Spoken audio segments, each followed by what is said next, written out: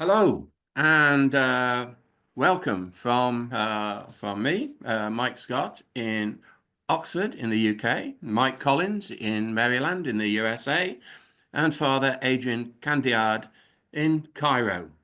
We've had a few little technical problems this morning, but we're getting through those, and I hope it won't alter your enjoyment. And welcome to the first event of 2025 in our Zoom series, Cultural Encounters, Books That Have Made a Difference, where we are bringing together scholars and their audiences in order to explore themes of encounter in literary works and contemporary cultural debates. Today, Dr. Adrian Canard, OP, will be discussing cultural encounters in the Quran. Adrian is French, but lives in Cairo. He completed his studies in history and political science in Paris, joining the Dominican Order in 2006. He graduated in theology and then settled in Egypt in 2012. He holds a master's degree in Islamology at the American University of Cairo and a doctorate in Islamology from EPHE in Paris.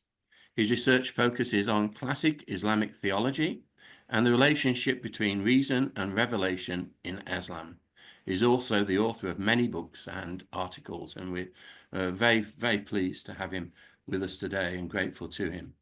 If any questions occur to you during this talk, please type them into us using the QA button, not the chat button on your computer. Towards the end, I will ask as many questions as possible for our guests to answer, and Mike Collins will join me in that conversation as well. Please don't leave your questions to the last minute because we might run out of time. So with that, over to you, Father Adrian. Good evening. Thank you very much for the invitation. Thank you for being here tonight. And sorry for my French accent. Sorry for my mistakes. My mother was an English teacher, but I've never been a good pupil. And my English is far from perfect. And my mother would be ashamed to hear me. But I'll try to speak anyway about the sacred book of Islam, the Quran. I guess you're not absolutely familiar with this text.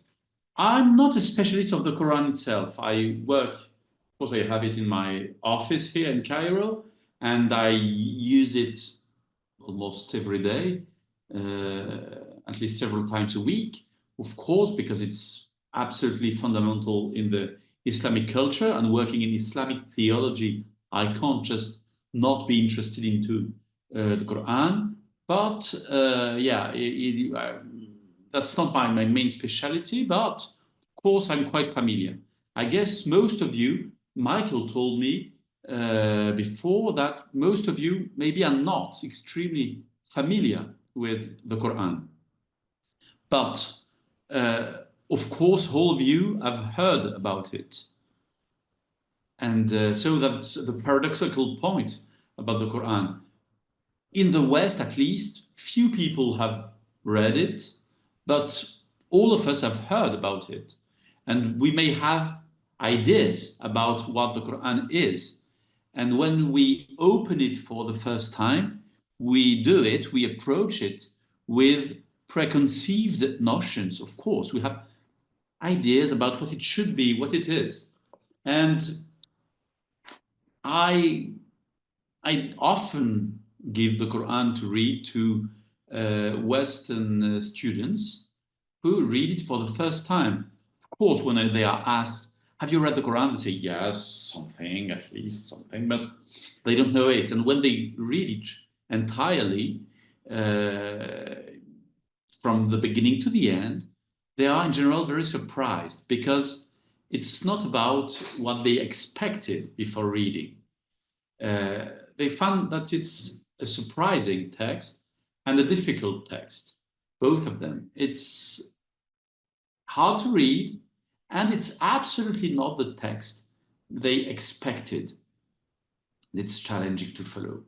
So what do they expect? And probably, what do you expect about the Quran if you haven't read it yet. And it's normal because in the West, in general, people have not read it. And it's a book hard to read. So many students will, from my experience, anticipate a legal text. Similar, for instance, to the book of Deuteronomy or Leviticus, in the Bible, that are structured codes of law. Of course, not as modern codes of law, but if you open these books in the first part of the Old Testament, you have real legal texts. And when you open the Quran, you see very soon that it's not the case. The Quran is a text. What strikes you, surprises you? First, it's a very, very fragmented, highly fragmented text, consisting of 114 chapters called surahs. And these chapters, these surahs, are of varying length, from hundreds of verses to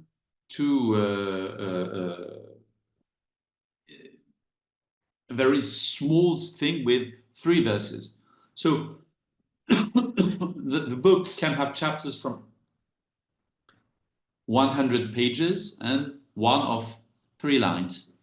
And how are these surahs ordered? Mostly, not entirely, but mostly by decreasing length. Similar, by the way, to the letters of Paul in the New Testament. And of course, for modern minds, it's a strange way to classify the chapters. You would wait for something more logical, but no, it's ordered in that strange and antique way. So first impression, I guess, is confusion. What's the meaning of such a disorganized text? I don't think it's disorganized, but it's what's happened when you read it first. And then, if you expect a legal text, a legal book, of course you can find legal passages in it, legal verses, very precise legal verses about heritage or something, but these verses constitute a very small percentage of the text. Instead, the Quran includes a variety of literary genres, like moral exhortation, like narratives. You have a lot of narratives, but most of the time they are incomplete. And you have polemics. You have so very different stuff. You have apocalyptical call for conversion, and you have legal elements about family law. So it's a very diverse text, and that's also a little bit challenging. Of course, we'll see that for Islamic law, the Quran is a source, but probably not the major source in the end. Another common expectation is that the Quran primarily concerns Muhammad, the prophet of Islam, and we think maybe sometimes people say, so you say there are narratives in it, it's about the life of Muhammad? Not at all. The name of Muhammad appears in the Quran only 4 times. That's not much, especially in front of other figures such as Moses. Moses, we're about 250 times that his name appears. Abraham, I think it's 192, and Jesus is about 150. So these are the 3 main characters of the Quran. And as you can see, Muhammad is far behind. Of course, maybe we should add something, because um, God in the Quran, God is speaking all the time in the Quran. God is speaking, generally saying we, us, but it's about himself, and with a plural of majesty. And he speaks to you, and this you can be the Prophet himself, but it's not in the text, so we don't know that. So Muhammad, maybe as the Islamic tradition says, the one who gave the Quran, but he's not the subject of the Quran. The Quran is not about him. It's much more about Moses, Abraham, or Jesus. Furthermore, reading the Quran can be challenging due to repetitions. You have many formulas you find again and again and again and again about the power of God, for instance. Allahu qadir ala kulli shay. God is powerful on everything. And that's some kind of motto you find everywhere. And in the same time, you have at least apparent contradictions. If you are reading the text not in Arabic, but in English, because you don't speak Arabic, and that's normal, if you take an English translation of the Quran, and I guess most of you, if you want to read the Quran, you will take an English translation. We'll talk in the end, if we have time, about the translations. You will, of course, in English, miss something. You will miss an essential aspect of the text, its beauty, because in Arabic, you have sounds, you have rhyme, you have poetic rhythm, you have parallelism, it's a very poetic text, and yet paradoxically, you will also miss a big part of its obscurity. Why? Because in Arabic, many words of the Quran, it's a very old text in Arabic, and many words many words in the Quran lack clear meaning, not only to us, but even for the commentators in the 9th century, so the classical period of Islam, when they tried to explain the Quran, even Arabic-speaking commentators were in front of words that they could not understand. So what did they do? They went to Bedouins who are supposed to speak a perfect Arabic, and they listed many different ways of interpreting this word. And that's true for important words. You can see here I said one of these words is as-samad. Why is it important? Because in a very important surah, the Surah Al-Ikhlas, Surah 112, about the purity of religion. It's considered by some authors as third of the Quran. It's a very short surah, and its value is a third of the book. So this very short surah says, at a certain point, Allah huwa samad. God is the samad. And it's a problem for the Arabs. They don't know what these can mean.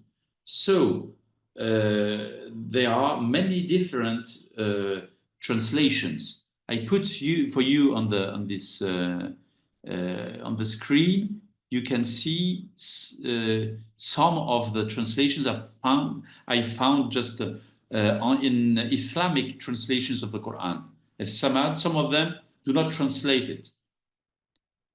Allahu Samad. They just do not translate it, put it in Arabic with English letters, explaining, of course, just after what it means, because they speak to non-Arabic readers. The self-sufficient master, whom all creatures need, he neither eats nor drinks. So you see, it's a long explanation. Another translation says, supreme being, who is the independent and besought of all and unique in all his attributes. You see that Arabic can say all that with just one word. Another translation, absolutely independent. Another, the eternal absolute, the immanently indispensable, the unwanting, he on whom all depend, the eternal, the uncaused cause of all beings, or Arbery says, the everlasting refuge.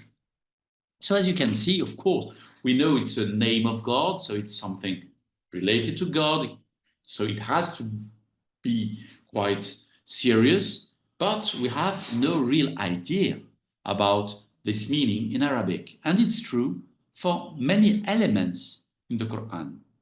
So many words offer multiple possible meanings.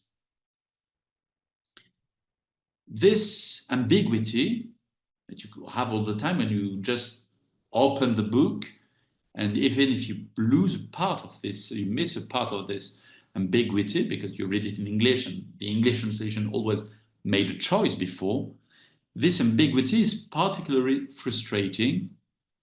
If you open the Quran, you open the book, in order to understand Islam. I mean, I know we just, and I try to present the Quran in the framework of your sessions that are more about books, how you can read them, more than about knowing about religion. And your work on the Quran is just in the framework of the context of reading other books. But if one day you decide to open the Quran, in general, it's because you want to understand more Islam. You've heard about Islam a lot.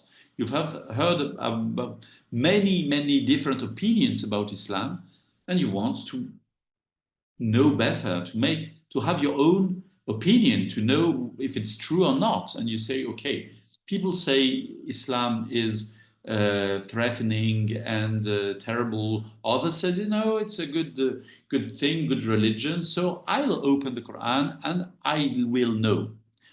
But it doesn't work. Reading the Quran in isolation, as if it was a modern book, does not provide an accurate picture of how Muslims engage with it or what they believe. Reading the Quran is not discovering Islam. Of course, for Muslims, this book is extremely important because it is a revealed text and the very word of God. It doesn't work exactly like the Bible for the Christians. Here, it's delivered to Muhammad as a text, not as a written text, no, an oral text given through the angel Gabriel to Muhammad over many years.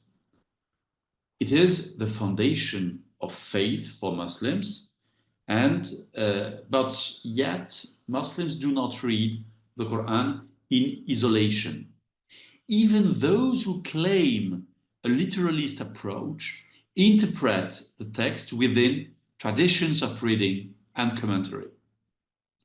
There are in Islam, in the history of Islam, and nowadays too, multiple schools of thought, various forms of Islam, each shaping how the Quran is understood. You have several ways to understand the Quran, and that's normal. And even if you don't know it, you read it in a tradition. And these traditions give you the possibility, first of all, to avoid what I called at least apparent contradictions. You have in the book elements that do not go together. And you have also obscure elements. How these traditions can help you, I give you two examples to make it clearer maybe. The first of them is the question of abrogation, naskh in Arabic. In fact, you find in the beginning of the Quran, the second surah, something said by God, whenever we abrogate a verse or cause it to be forgotten, we bring one better than it or similar to it. So God is speaking, saying, when I abrogate a verse, what we don't know what, but most of the Muslims think it's about the Quran, I give another one instead. And many Muslims, not all of them, interpreted this verse as the fact that God can, while revealing the Quran to Muhammad over years, can change it. And that's why we have contradictions. We have contradictions between older verses and more recent verses. And the more recent have to be followed, and they can abrogate all the verses given by God during his revelation. Why does God do that? Because he wants to, he's a good teacher. He wants to teach with pedagogy his people. He wants them to learn progressively. And gradually, he gives everything. An example, classical example about abrogation is the question of wine in the Quran.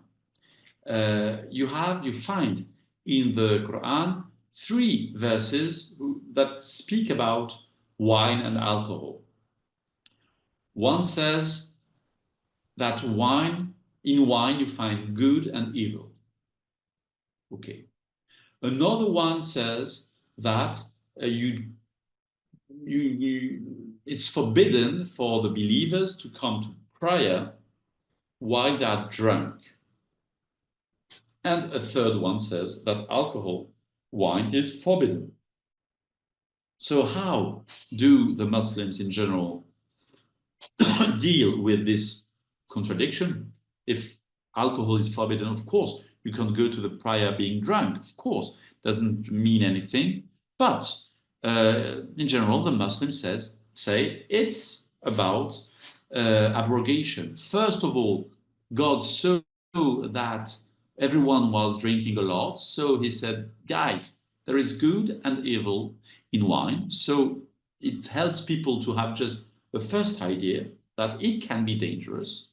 Then, secondly, God says, after an element when one of the believers arrived to prayer being drunk, God says, no, that's impossible. And when people are ready, when they are used to know that there is a problem with alcohol, God can forbid it.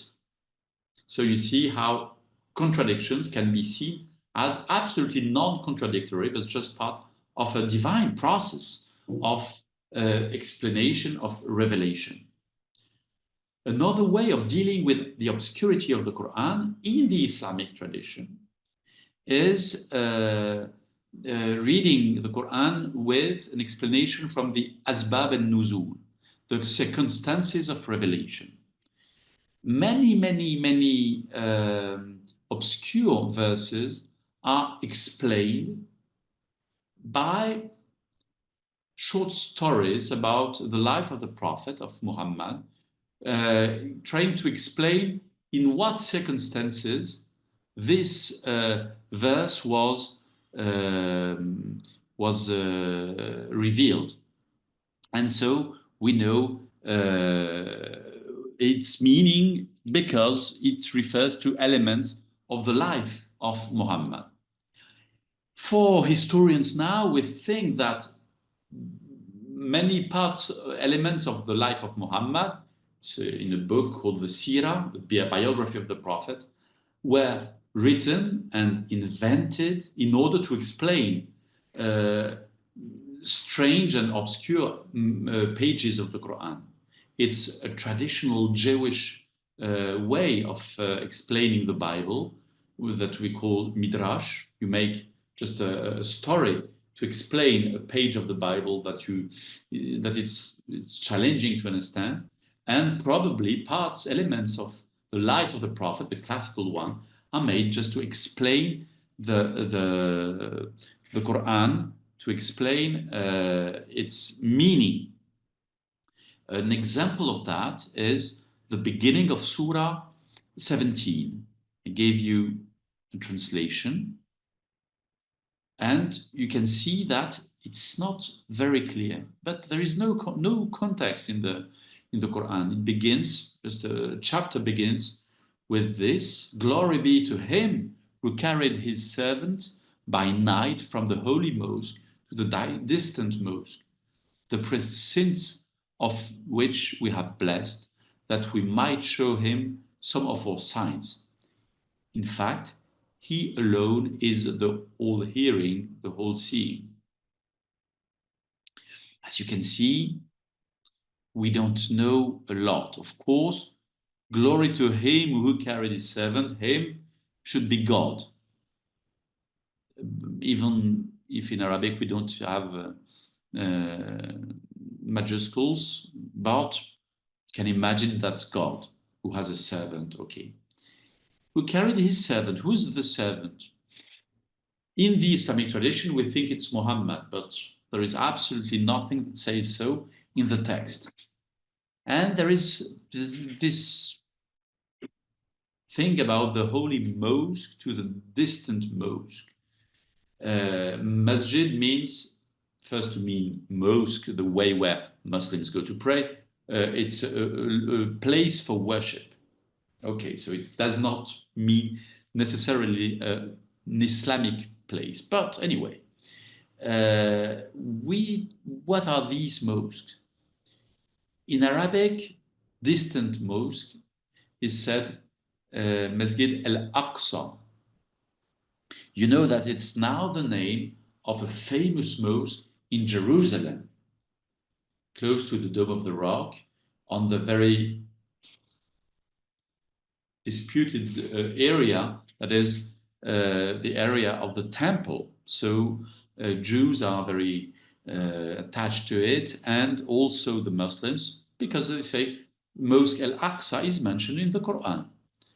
And you have of course, the strange thing is Muhammad never went to Jerusalem. He lived in Arabia, not in Palestine. And what would mean? But it means we have in the Islamic tradition, we say that one night Muhammad was taken by God on a kind of magic horse from Mecca to Jerusalem, from the holy mosque to the distant mosque, and from Jerusalem he was taken into heaven. And so this story about this tradition about Muhammad, who was taken by God from Mecca to Jerusalem and from Jerusalem to heaven, just for one night, this journey of Muhammad is probably there to explain this strange and obscure verse, as you can see. And probably important part of the elements of the life of Muhammad have this purpose. The Sunni Muslims, that are about 80–85% of the Muslims in the world, are called Sunni because they refer, in explaining the Quran, to the Sunnah, the traditions of Muhammad's sayings and actions, what we call the Hadith, or his life. And you see, for the Muslims, the Quran does not function as an autonomous text. Believers engaged in an ongoing conversation with it, just probably as the Quran itself dialogues with other texts, particularly the Bible, and we'll see that now. But there is something, an illusion, a very common illusion, that you can understand the Quran as the Muslims read it, just opening it. And that's not possible, because it's about a tradition of reading and interpretation. Ali, the fourth caliph of Islam, the cousin of the Prophet, is often quoted as saying, the Quran does not speak, it's men who make it speak. And that's true for all the sacred text. They do not interpret themselves. Their meaning emerges through discussion, and engagement of the readers and the communities.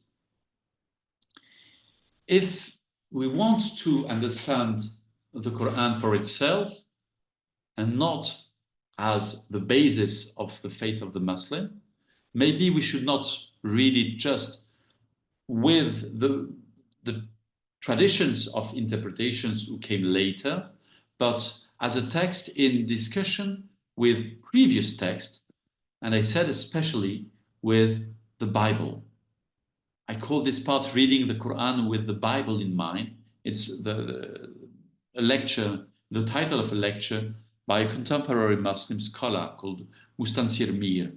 And I think that's an important key to understanding the Quran. As I said earlier, biblical figures are omnipresent in the Quran.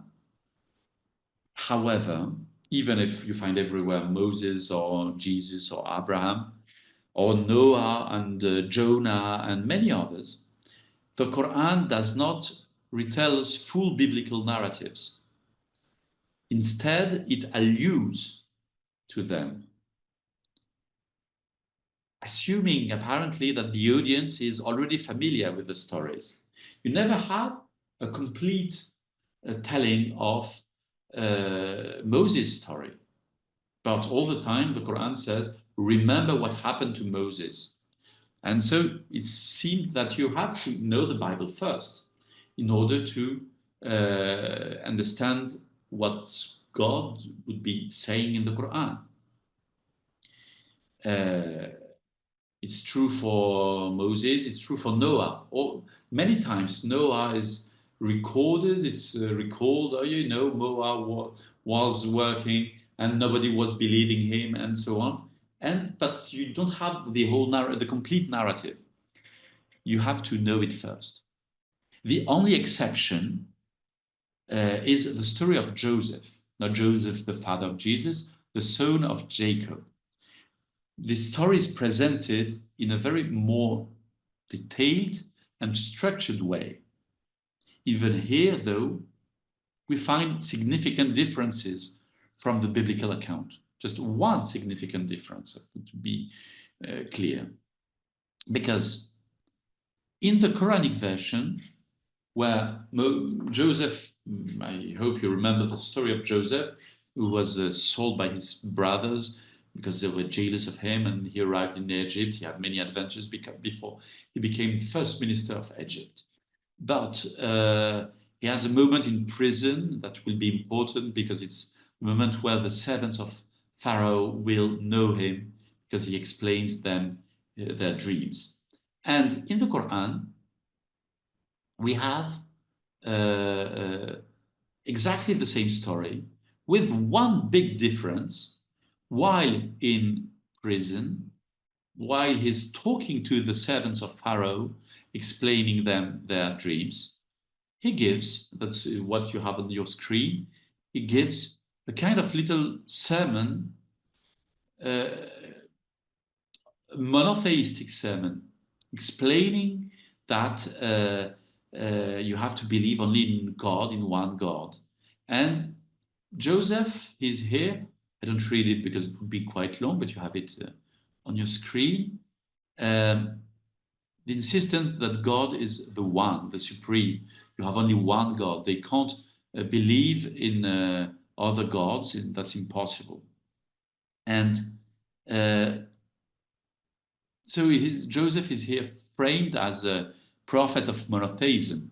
And this role, if you remember in the Bible, is absolutely absent in the biblical tradition. That's true for Joseph when you have all the story, but that's also true for Abraham. If you read the stories that are shorter about Abraham in the Quran, the main part of them is about Abraham preaching monotheism and being against the idols. In the Bible, you don't find a single verse where Abraham fights the idols in the name of the unique God. That's quite different, even if you have the same names and the same characters. So you see here in the story of Joseph, but also the others, this is a deliberate theological adaptation. It's not a simple retelling. The Quran is using biblical material to its own objective, its own theological teaching. That's quite important because some critics for centuries dismissed the Quran as a poorly written and confused retelling of the Bible. Thinking, oh, you have the stories, but they're not able to say them properly. However, many apparent discrepancies are likely deliberate reinterpretations. Consider, for instance, the story of the 10 plagues of Egypt in the story of Moses. The Quran only mentions 9 plagues, not the 10. Was the 10th plague omitted by accident? I don't think so, because the plague that is omitted is the death of the firstborn. The final plague, this plague where God kills thousands of innocent people, was in the antiquity, in that time, very highly controversial, even among early Christians or Jews, where the Christians tried to explain it with allegorical interpretation in order to justify divine justice and goodness.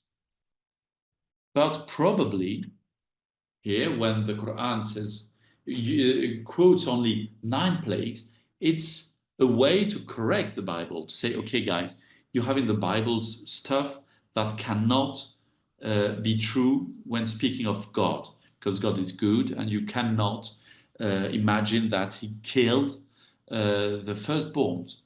That's impossible. So it's not true. So we have only 9 plagues. You see, it was a long seen as just read a biblical story told by illiterate Bedouins, but it's not true. It's a very theological choice made by a book that wants to, with biblical material, to focus on the unicity of God that comes all the time, but also the absence of ambiguity. All these ambiguities you can find in the Bible are out of the Quran. In particular, a prophet cannot be a sinner. You see it with David or Solomon. You know that in the Bible, these figures, these important figures, are seen as close to God and sinners. In the Quran, they cannot be sinners because they are considered prophets. And all these kind of ambiguities of humanity cannot exist. So, you see, polemical literature has often claimed that the Quran was simply copies or borrows from the Bible. However, if we examine the biblical tradition itself, we see that the Bible itself constantly reinterprets its own earlier texts. For instance, the Exodus story appears in different biblical books, not only in the Exodus. And each time it appears with a new theological emphasis. For instance, Isaiah connects the story of Exodus to the return from exile, while the New Testament uses it as a symbol of Christ's death and resurrection. And the New Testament, by the way, continually reinterprets the Old Testament, applying its text in new ways. For instance, the crossing of the Red Sea as a metaphor for baptism. And the Quran is engaging in the same process of reinterpretation. Rather than seeing the Quran as a simple plagiarism of the Bible.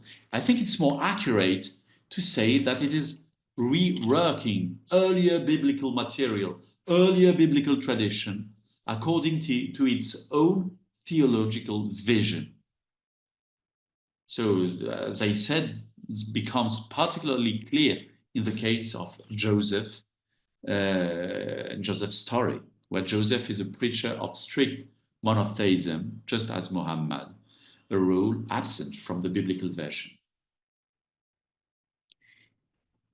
We have to keep in mind, but I will finish quite soon, but we have to keep in mind that, and it gives another difficulty, that probably the authors of the Quran, if we don't believe, and I don't believe, I'm not a Muslim, but God himself wrote it, don't have direct access to the Hebrew biblical text. They read the Bible through the Syriac tradition, mainly. And these Syriac traditions has texts of the Bible with translations, of course, but also apocryphal texts. You have all post-biblical literature in Syriac, and it's quite present in the Quran. For instance, you have elements of apocryphal texts about the youth of Jesus that are present in the Quran. Jesus going to school, what happened there. It's from Christian texts that were present in Syriac, in the region, and they influenced the Quranic material. So quite often, when you just try to compare Bible and Quran, you say, oh, that's quite different. But it's not because the Quran changed it. It's because the Quran used a local tradition, mainly a Syriac tradition. I may speak all the night about many stuff, about literary ways of reading the Bible. Before me, was invited for this session tonight, an excellent scholar called Michel Cuypers, who's an excellent scholar about the Quran, who could not accept, because his English is even poorer than mine. You can say he doesn't speak really English, and he's quite old now and is tired and doesn't want to make this kind of lectures. But that's why I was asked, and I'm very honored of that. But Michel Cuypers, who was a Belgian researcher, developed a way of reading the Quran, underlining the richness of its literary construction. But I limit to an introduction tonight. Maybe if you want, you can re-invite me.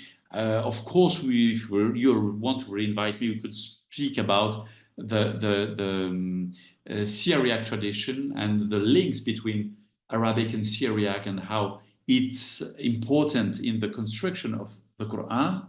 And of course, we could have talked about too the way the Islamic tradition sees how the Quran, who was initially an oral message, became a text, became a book, and how historians nowadays interpret and understand these traditions, and maybe criticize this tradition. That's more that's something I know quite well. I often teach these elements, but that's more history of the text. Tonight was more about opening the text.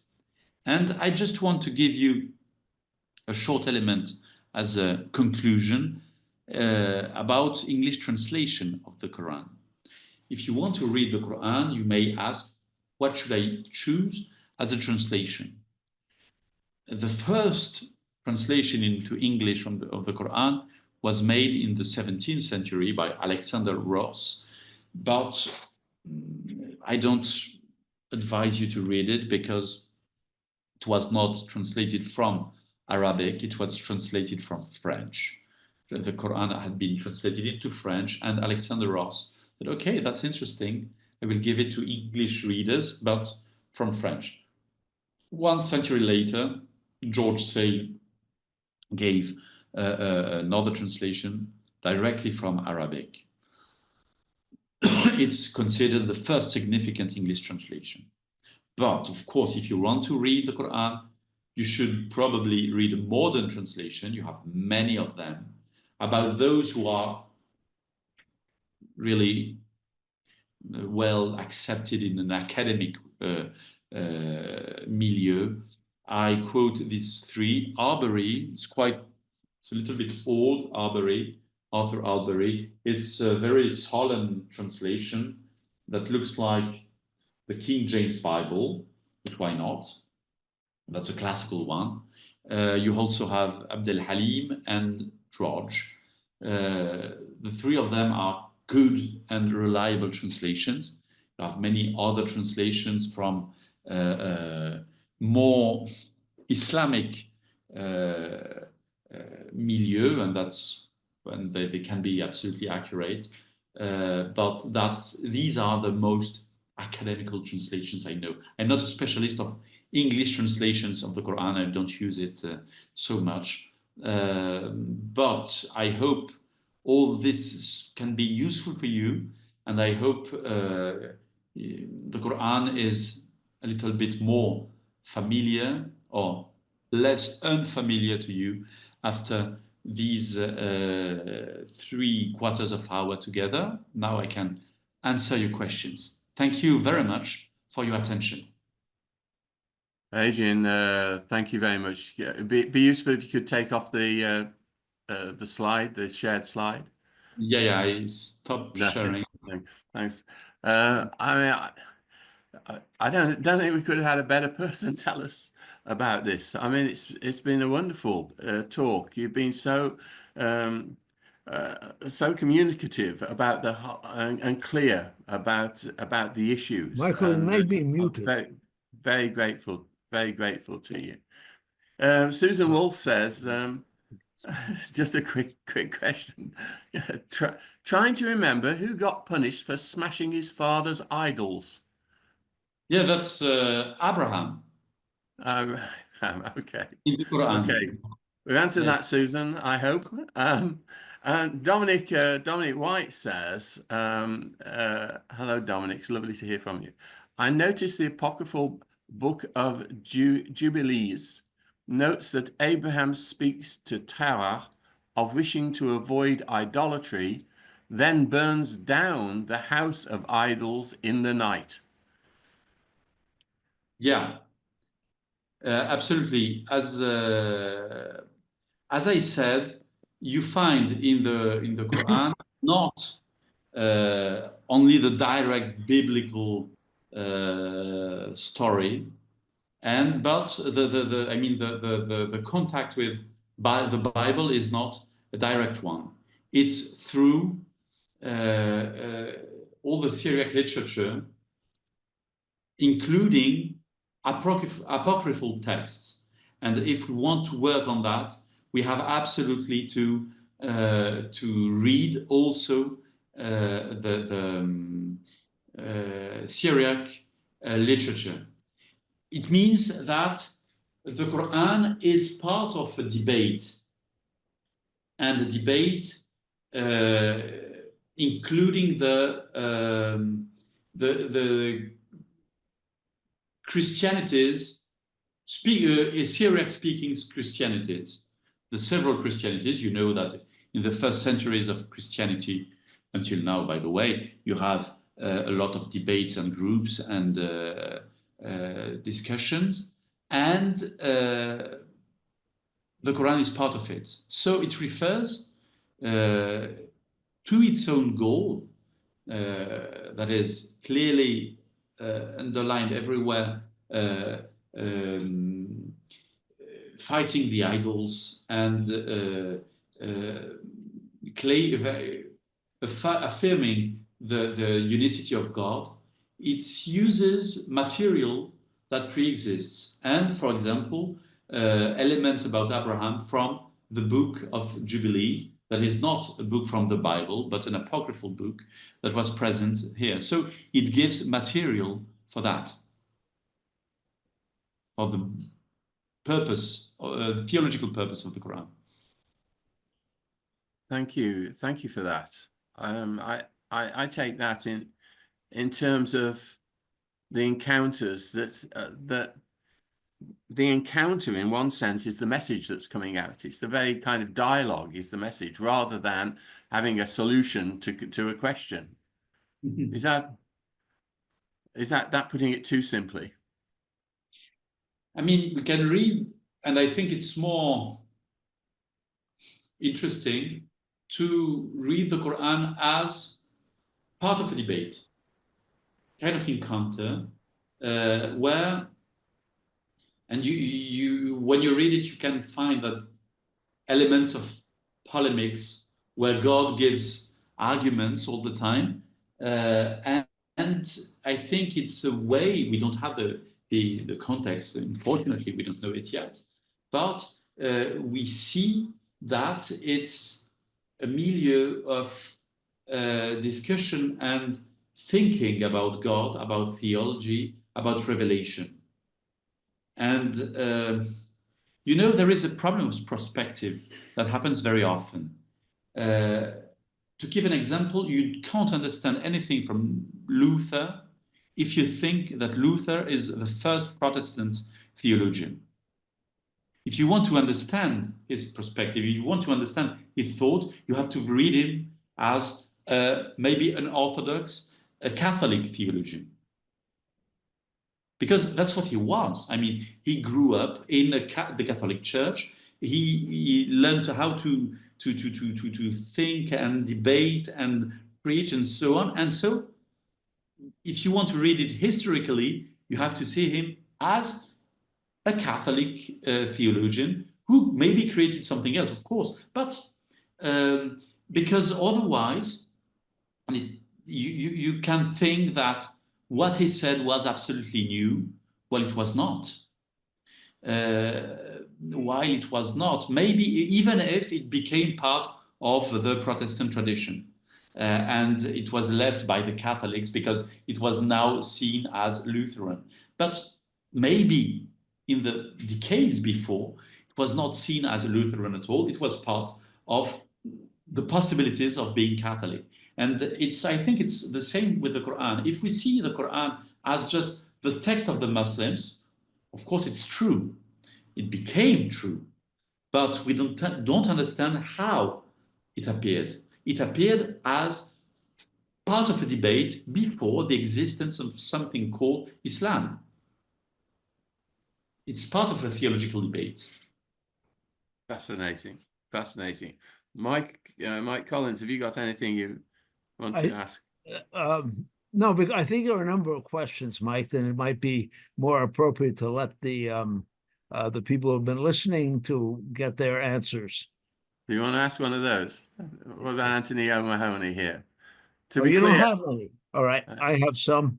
you go. All right. I lost it now. All right. To be clear, Jesus is not mentioned in the Quran, but the Muslim prophet Isa? Question: how do we understand the account given in the Quran and its meaning to Isa and the question of the Injil, I-N-G-I-L? Yeah. How does this influence the Christian-Muslim encounter? So, Isa is the classical Arabic way of saying Jesus. Of course, not all, most of the Christians now in the Arab world don't use it anymore, but use Yeshua to say Jesus. Of course, too, what the Quran says about Jesus is not what the Gospels teach about Jesus. Anyway, it's absolutely clear that talking about Isa, the Quran intends to speak about Jesus, not about another character. That's absolutely impossible. I should remember that Isa's mother is Maryam, that she was a virgin, that Isa is called the Al-Masih, meaning Christ, that he is called the Word of God, of a Word of God, but anyway, and that there is a question about his crucifixion. So we cannot imagine that the Quran intends to speak about someone else. That would be a prophet called Isa. No, of course, Isa is Jesus. Of course, with a different teaching about him, different doctrine about Jesus, that the Christian doctrine, clearly. But the purpose is to speak about Jesus. There is no doubt about that.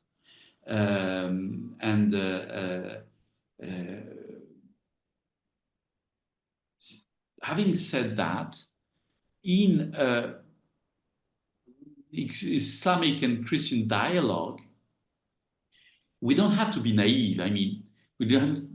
It happens that we say, "Oh, you see, Jesus and Mary are both in the Quran and in the Bible, so we say the same thing. We are together. We love each other." No, we don't say the same thing about these characters, and probably, I think, sometimes from especially groups of, I mean, normal believers who want to meet each other, they begin with the common points, saying, "Oh, we have Mary as a common point. That's good." That's not very productive in the end, because from an intellectual point of view, similarity is not very useful. What is interesting, I guess, in an intellectual field is distinction. Why is it different? And I think a discussion with a Muslim can be absolutely friendly, it has to be, but is much more productive when we say, okay, why don't we say the same thing about Jesus? Who's Jesus for you? Because when we take for granted that we know who's Jesus for the other because we have the same, we don't understand a word of that, of what he thinks and what he doesn't understand what I think.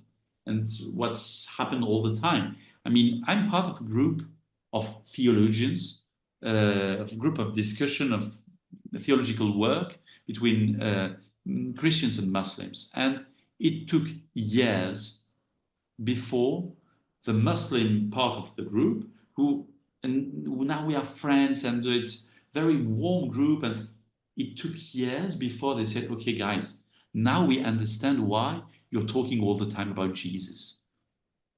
We thought you were just claiming about your identity as Christian, so you have to say Jesus all the time just to show that you're Christian. Now we understand why it's so important for you, because you can't talk about God, can't say anything about God without mentioning Jesus, because it's part of your faith. But it took years of warm and friendly dialogue before they could hear that. And it's important also for us to admit that when they say Jesus or Abraham, it doesn't mean what we know. And that's why we have to be very careful. Thank you for that, because that's really onto the core of this idea that we've been trying to explore throughout this series, which is to recognize the otherness in others, and you can't get that until you've got into a debate. I'm going over time. I know I'll get into trouble for this, but I'll go for one last question, if we can have a quick answer on this. And it comes from Claire Asquith, who's going to be talking to us in a couple of weeks' time on a fascinating book. How can we tell in which order God's abrogations come if the surahs were later organized into a length sequence by scholars? That's an excellent question. Thank you. Because it's a real problem. So the order of the surahs is not the chronological order, but the Islamic tradition gives some chronological orders for not the surahs, but the verses. It's by verses, and we say, oh, this was given in that occasion, in that moment, etc. In particular, there is a big division about verses revealed while Muhammad was in Mecca and others while he was in Medina. There is no historical basis for sure for this distinction, but it exists in the Islamic tradition. And there is different chronological frameworks of the different verses of the Quran. But not all the schools or the authors agree about this order. And that's a problem. That can be even a dramatic problem, because you have, of course, if we accept the idea of abrogation, the latest verse is also the strongest. And there is an old discussion about what's the last surah of the Quran, what arrived last. And some say Surah 9, that is quite violent, where you find in particular a verse called the verse of the sword, where it is asked to the believers to fight the non-believers until they submit themselves. So it's not a very nice verse, and it would be, for some Muslims, given in the end. And it could, but there is no unanimity at all about that, but it could be seen as an abrogation of all the tolerance verses given before. While in other traditions, the last surah was surah number 5, Al-Ma'idah, the meal, the table. And there, Al-Ma'idah gives a lot of elements of tolerance. And for instance, it's in that surah that God says, if I had wanted you to be just one community, I would have done it. But I've given you this diversity so you can have a kind of competition among you in the good. Just try to be better than the others. That's quite nice. Of course, if the last surah is this one, if the last surah is the verse of the word, of course it's quite different. So it's a kind of dramatic issue about what is the last elements in the chronological order of revelation. But there is absolutely no unanimity among the Muslims about that. But you have also Muslims who do not accept the idea of abrogation. So it's complex. Thank you for that. Leaves us with a cultural encounter unsolved. But thank you very much for that. And I apologize to some of the questioners that we couldn't get your questions in. We'll try and send those to Adrian, and if he can answer those perhaps by writing. Inshallah. Okay, well, thank you, Adrian, for such an interesting and informative session. I've really enjoyed every minute of it, so thank you very much indeed.